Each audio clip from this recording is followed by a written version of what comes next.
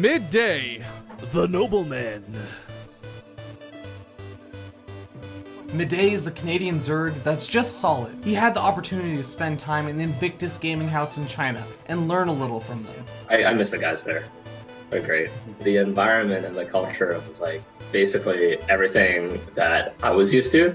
Instead of Kleenex usually, I just use like rolls of toilet paper, right? And then when I went there, everybody like had a roll of toilet paper by their desk just for like the purpose of Kleenex. I'm like, it's so great. I sat right beside Cloudy and I would hit him on ladder semi-often. I would just look over and I'd be like, oh, okay, I guess we're playing each other. His respect for the game definitely shows when you hear him talk about StarCraft. He's in the scene because he loves the game and wants to prove himself in it. Like, I've always been playing games, right? I feel like StarCraft is the most meaningful one that I play. The word I use to describe to the people at IG is that it's a very noble game. It's such a dense game. And this is a friend that I was talking to. He's just like, I just wish people understood just how difficult it is to be good at this game. And I just want to be one of those people that's really good.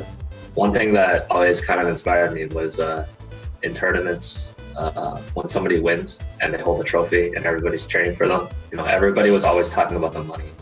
And I never really paid much mind to the money, no pun intended. I always just cared about having a trophy. Midday has a good understanding of the Zerg versus Zerg matchup, but sometimes struggles a little bit with the execution. He prefers to go mutalist, even when it can be a little bit more difficult. I've been getting lessons from Saxony. Lots of the build order counters are mitigated by his help. But going Roach, Hydra, Infestor, it's still a better composition. One thing I will mention that Saxony did tell me is that when I told him, I'm like, I don't want to learn this Roach playstyle. He's just like, really? I'm like, yeah. He's like, mutas is harder to do, takes more multitasking, way more control, and a different sense of game knowledge to do, and you still want to go mutas? I'm like, yeah. He's like, okay, well, here's how you do it then. And I'm like, okay. I like my map control. His ZVT has improved through his time in the Invictus gaming house. But the most interesting part is what he calls an unscoutable all-in in the matchup. The main improvement I found was just a mechanical improvement. I think the bigger part of it is patience.